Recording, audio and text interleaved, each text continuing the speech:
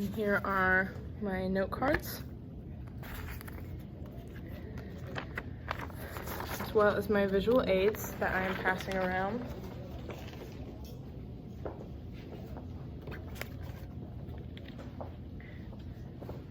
Do you know that song that you can't quite just get out of your head?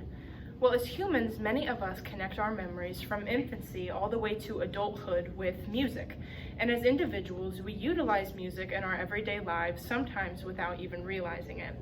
My grandmother is in her 80s and is in the beginning stages of dementia. And when asking her the other day if she had enjoyed the lunch that we had just eaten together, she replied, "Well, we haven't eaten yet." And I smiled like I usually do, but I was shocked when she followed up that statement immediately with this.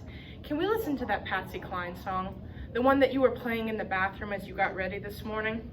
And that small instance of my grandmother listening in to my morning playlist made me realize how many of us fail to recognize that our personal listening actually affects our society on a much broader scale. Music is more accessible and frankly more constant than it ever has been. Many of us don't consider that the music that we enjoy on a daily basis over our car radios or on our phones actually has a greater impact on the world around us than it does on, well, us. And today we're going to look at how music is used to help victims of memory loss, how music is used to help support the emotional health of communities and individuals, and how music supports the spread of cultures. And first, we're going to look at how music is used as a form of healthcare. So music has become a common alternate to therapy and is used to help people suffering from an array of emotional to physical traumas, anywhere from full body paralysis all the way to Alzheimer's. And in the handout that is going around, you will see both how music is capable of impacting our brains on such a great scale, as well as an example of an elderly patient going through music therapy because of Alzheimer's.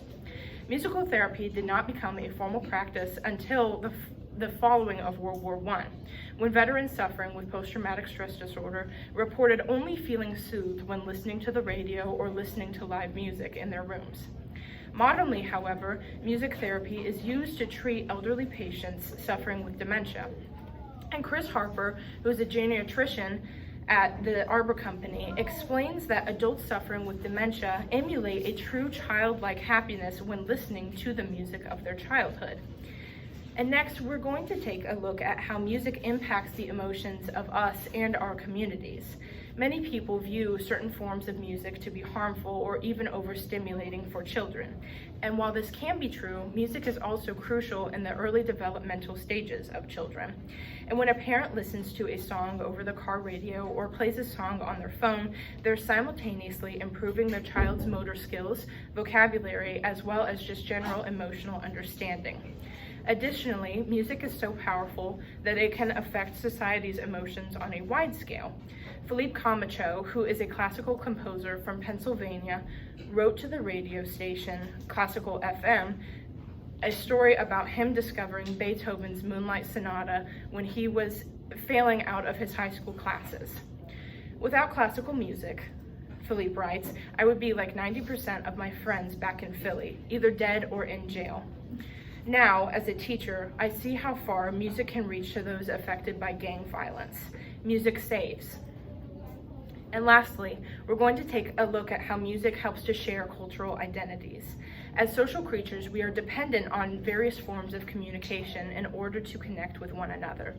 And Susan Hallam, who is the author of The Power of Music, says that as music guides people to interact with others' lives through sound, it also broadens one's perspective to think with open-mindedness and empathy, which are essential qualities to sustain understanding of differences across cultures for generations. Additionally, listening to music from an array of different cultures, backgrounds, and religions not only creates a better rounded individual, but also benefits certain individual cultural artists, especially small ones, preserves pieces of cultures that would otherwise be lost to time, and shares the universal language of sound. And finally, I would like to wrap up by reviewing some of our main points today. Today, we looked at how listening and sharing to music can be used as a form of therapy, how listening to music can improve individuals and communities on a broad scale, and how music is used to help keep cultural practices and forms of music alive. Our listening goes far beyond just us. Music is the ultimate universal language. It helps us to build and create relationships as well as share our ideas with the cultures and world around us. So the next time that you're listening to that country song, remember that that can be your grandparents' most clear memory. Or the next time that you're rocking your child to sleep listening to classical music, think about the strong, healthy adult that you were creating. And lastly, when you perform that folk piece in your local choir, remember the forms of heritage that you are preserving for those inside and outside of your community. And ultimately, remember that your listening goes far beyond your own ears. Thank you.